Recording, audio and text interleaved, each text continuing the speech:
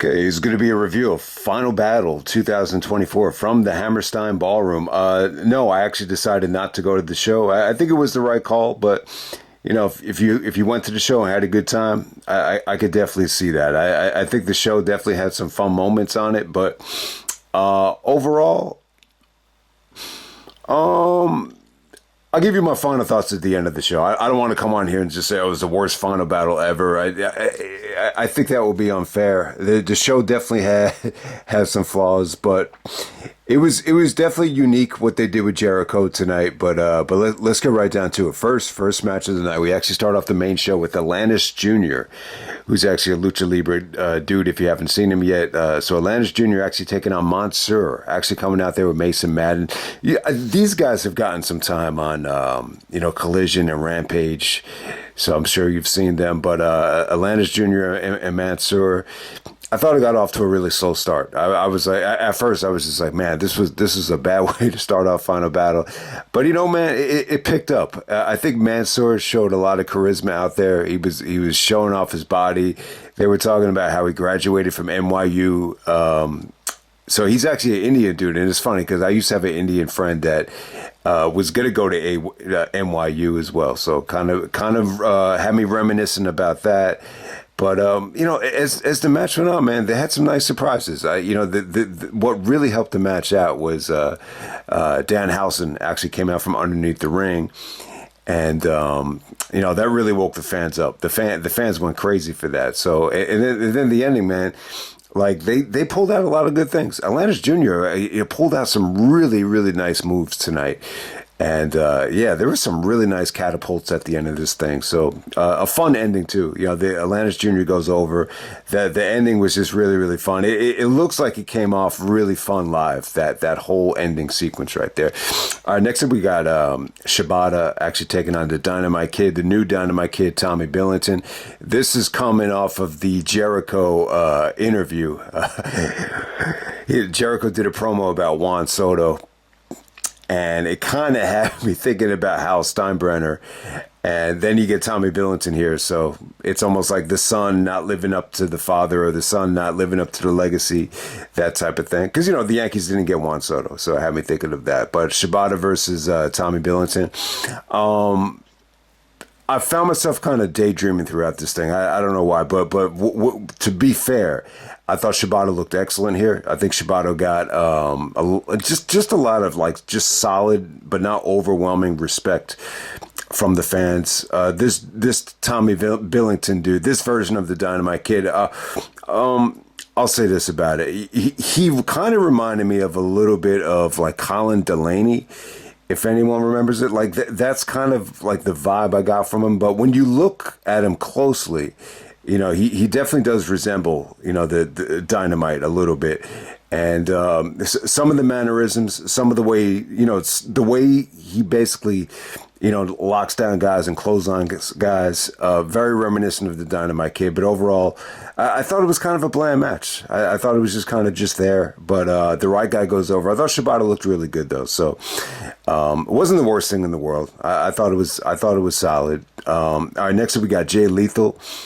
Taking on QT Marshall. So Lethal actually comes up dressed up as the Macho Man. All right, so this was fun. I thought the match really was disappointing overall, but just the extracurricular stuff was, the more memorable thing of the match. So Karen Jarrett actually comes out dressed up like the sensational Queen Sherry, and man, she looked hot as hell. I mean, she looked really hot as a Sherry impersonator. So that was cool. When Jarrett actually makes a surprise appearance, which was really, really cool. Riccaboni really did a good job of selling it. Like hell froze over because TNA and ROH kind of had there's a little bit of animosity between the two companies, especially when the pay-per-view deal came into the equation. So, the fact that Jarrett, makes a debut in an ROH ring, I didn't even realize that this was the first time, but they sold it like it was the first time. I figured, he must have done something on one of the ROH tapings before, but I guess not. I just thought the match got off to a slow start. I mean, I really did. But, Jay was good out there. doing the, dressed up as Black Machismo. I mean, it was fun, but this didn't get going until Jarrett came out. And then the finishing stretch was good. I'll give QT Marshall credit. He looks like he improved a lot. And this was personal. This was really damn personal. This was like a neck for a neck. I didn't even realize it, but QT Marshall, got hurt at Survival of the Fittest 2012 because of Jay Lethal. So they kind of played off of that. And, the finishing stretch was good, man. Good stuff. Lethal goes over with... I guess it was a lethal injection, or the Macho Man elbow drop, I guess it was. But yeah, just a lot of good stuff in that ending sequence right there. So next up we have Red Velvet taking on Leyla Hirsch. I think this might have been the weakest match of the night. I just think, I think the crowd was just kind of flat here. I think you did see some good things from Leyla Hirsch in terms of her athleticism, her combat skills.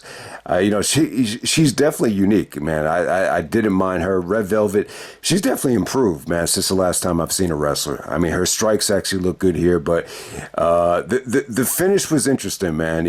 Velvet actually cheats. She actually brings out like the metal turnbuckle, the interior of the metal turnbuckle that...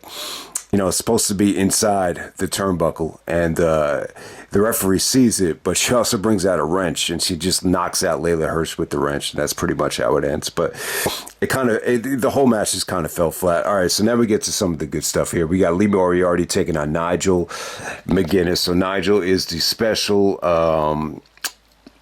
guest opponent for Lee Moriarty.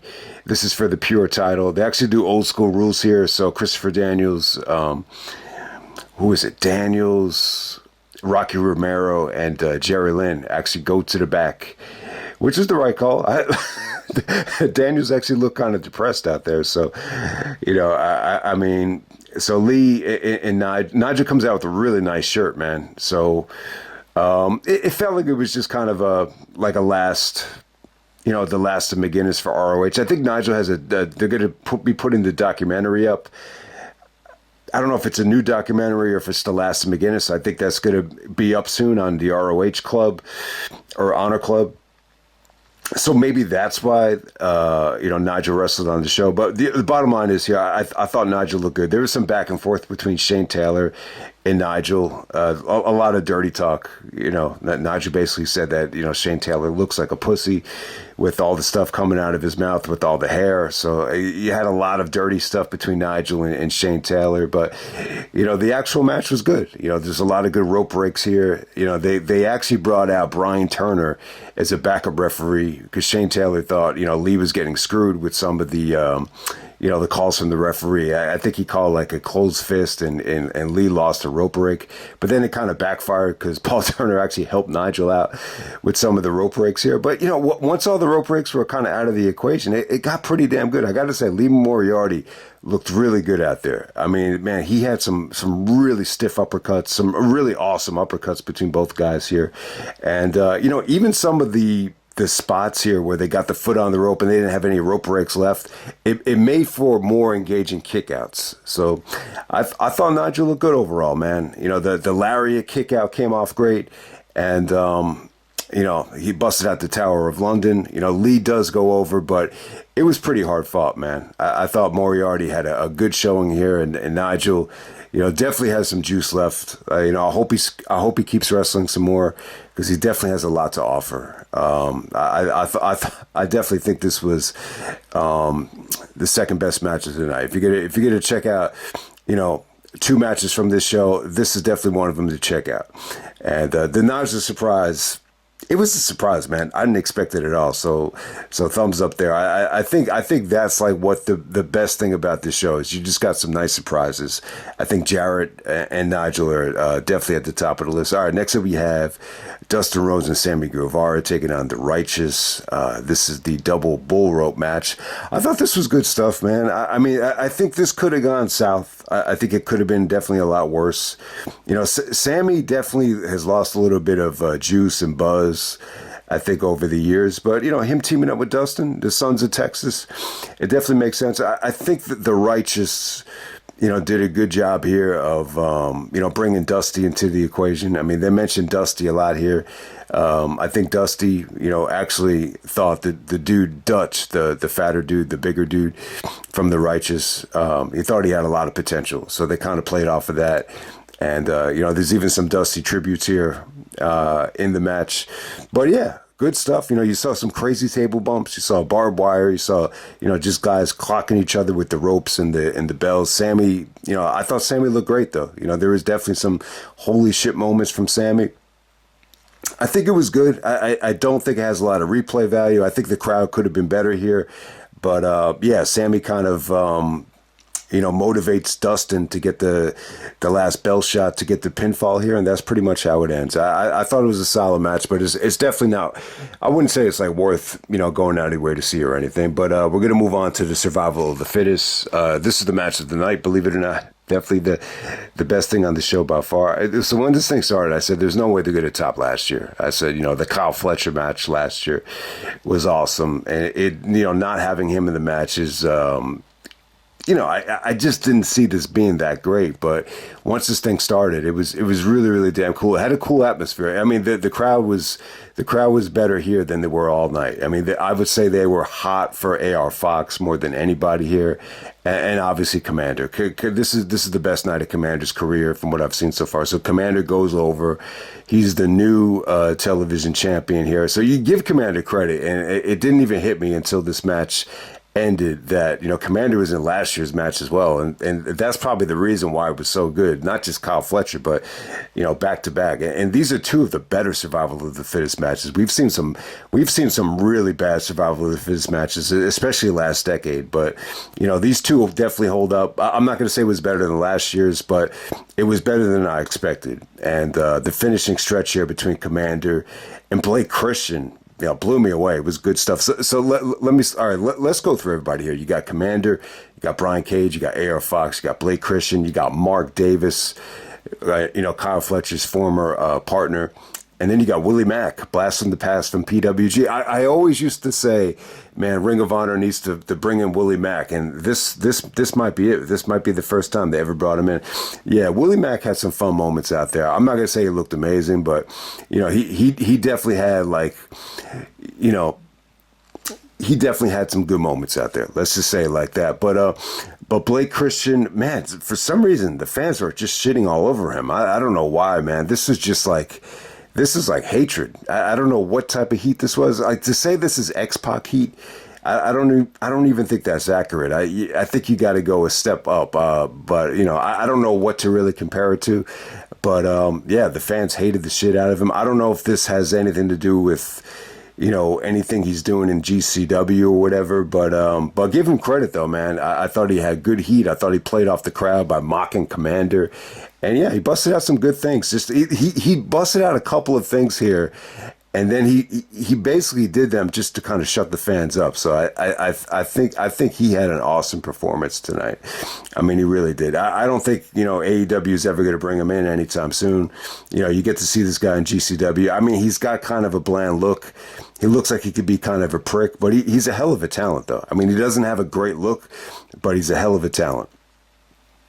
This is the bottom line here. All right, so when Cage got eliminated, the crowd went crazy. The crowd just was really excited that they were going to see a new champion. Mark Davis hit some really, dope-looking pile drivers here. So this is like one of the few matches of the night where I could really just get excited talking about because it was good. Definitely the match of the night. The only thing on this show that hit the 4-star level, I would definitely give it 4. And actually better than a lot of Survival of the Fittest that I think we've ever seen. I'm not going to say it's one of the best, but it is definitely not one of the worst. It's definitely better than a handful of them, and that's that's pretty cool. And shout out to Kommander as well. He goes over, he does his little springboard, shooting star press off the top rope to put away Blake Christian. The ending came off great. Kommander got a huge pop.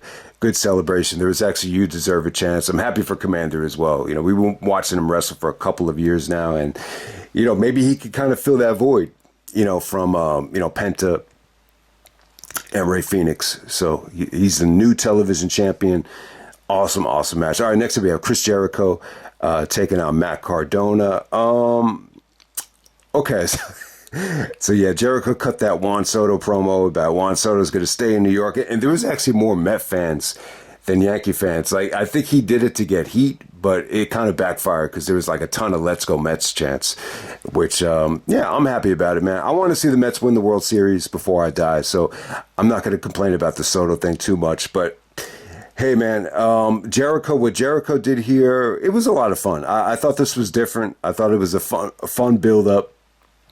So, when we're talking about the Rocky training montage with him busting his ass and working out to beat Ivan Drago, this would be like the opposite of that, where Jericho actually gives us like a montage of him eating fast food in New York, whether it be pretzels, hot dogs, pizza, and then I think he went ice skating as the king of New York. It was pretty damn funny, man. I think Jericho, did a lot of fun stuff here. The entrance was really, really cool. He actually comes out with Frank Sinatra's New York, New York, which they play at every Yankee game after they win and lose, because, they're, they're not allowed to play, different songs when they lose, because, those people who try to sue because of that.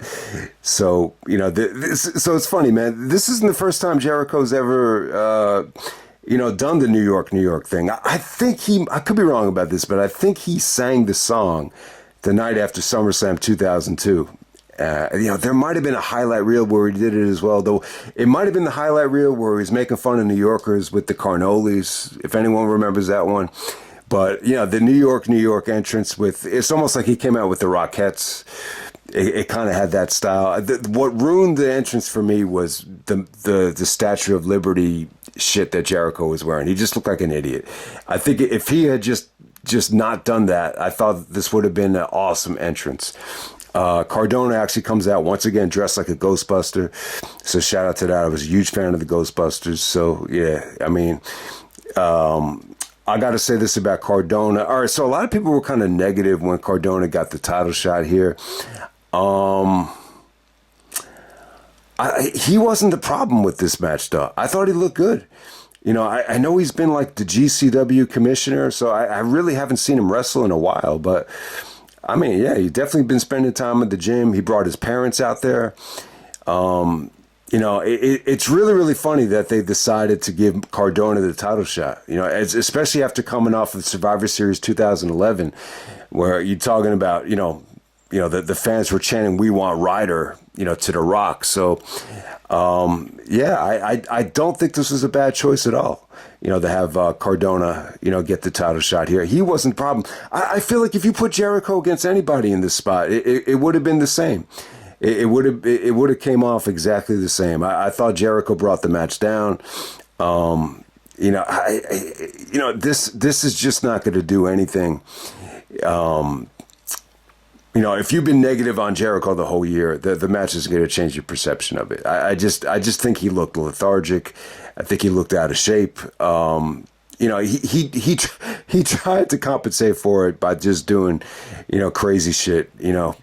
His personality, definitely goes a long way, but it wasn't enough to save this match. I don't know, man. The finish here just left a bad taste in my mouth. He actually had Big Bill, come out of nowhere. Then you had Brian Keith interfere, and it just had a deflating finish. It really, really did. And man, the aftermath here with Bandito coming out.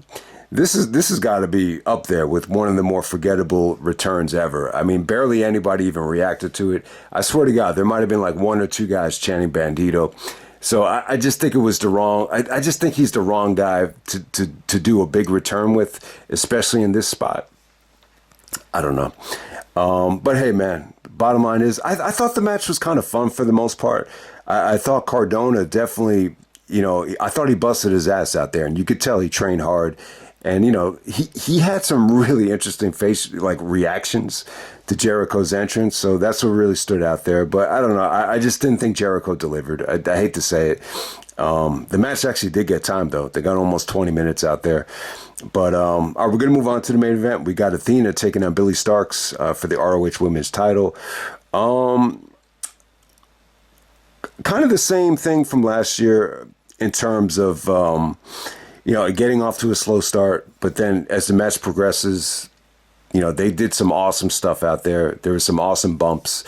You saw Billie Starkz execute the Alabama Slammer on the edge of the ring apron, which looked brutal. There was some interesting stuff with the turnbuckle, and Lexi Nair gets involved by handing Athena a mic and exposes the turnbuckle, and it kind of leads to an awesome finish with Athena doing her finish off the top rope, which is really cool. I mean, they tried to do some stuff with Billie Stark's mom, who looks like the youngest mom ever for someone that has a 20-year-old. It's crazy. I mean, if she could technically be a grandmother, and yeah, the woman looks younger than me, but it's crazy, man. It was a good match, man. I think Athena did a good job tonight with her presentation. She looked awesome. She had on some really, really cool contacts. I thought her hair looked great. I thought she looked like a star out there, and that's the important thing. I think the ROH Women's title, it's definitely credible.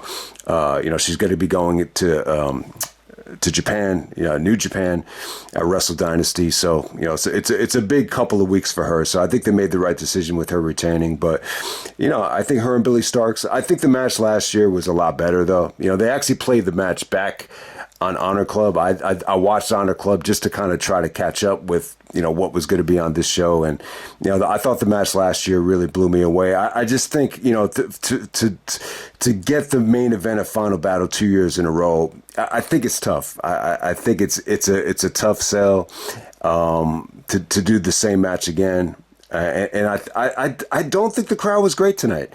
This didn't come off to me like this is a crowd that was, fully engaged or, watching Honor Club or, really is, keeping an eye on the pulse with AEW or ROH. But I don't know, man. I think it's tough to get people to care about anything these days. I just think the problem is there's so much to choose from, whether it's wrestling, whether it's movies, whether it's music, that that it's just hard to lock in and just care that much about one show, especially for a product that's not on television. But I thought they did a good job tonight. I think there was some fun stuff on this show. I mean, there definitely was. I appreciate the Nigel surprise. I thought it came off really, really good. I thought him and Lee Moriarty had a really good match. It's a pure title match, and it came off good. Jarrett's surprise was good. Jericho did a lot of fun stuff in the build up here. It was definitely different. It was definitely unique. And, Athena just had another good main event right here. And the Survival of the Fittest with Kommander winning was awesome. So it's definitely a solid show. But if you're going to put a gun to my head and ask me, like, is this the weakest ROH pay-per-view under the Tony Khan era so far? It probably is. Like, I didn't watch this thing. It didn't like blow away my expectations the way they usually do. A lot of times, like the expectations are zero, and it's just like, man, there was like so much great stuff on this show. Like Supercard of Honor definitely did that. Like you had like 4 or 5 matches that just blew away the expectations. I can't really say that about this show. And then when we're talking about the history of Final Battle at Hammerstein, I think that this is definitely. It's tough to say that this is anywhere near some of the better ones we've seen. I'd be lying if I said that this is on the same level as even some of the weaker Final Battles I've seen at the Hammerstein Ballroom. So to be fair, I don't think this is going to do anything to elevate the legacy of Final Battle at Hammerstein, but it's not a bad show. I thought you had some fun stuff on it. It's definitely not awful, but it just wasn't a home run for me. But yeah, man. But that's pretty much it, man. Let me just end it right there. That's Final Battle 2024, and I'm out.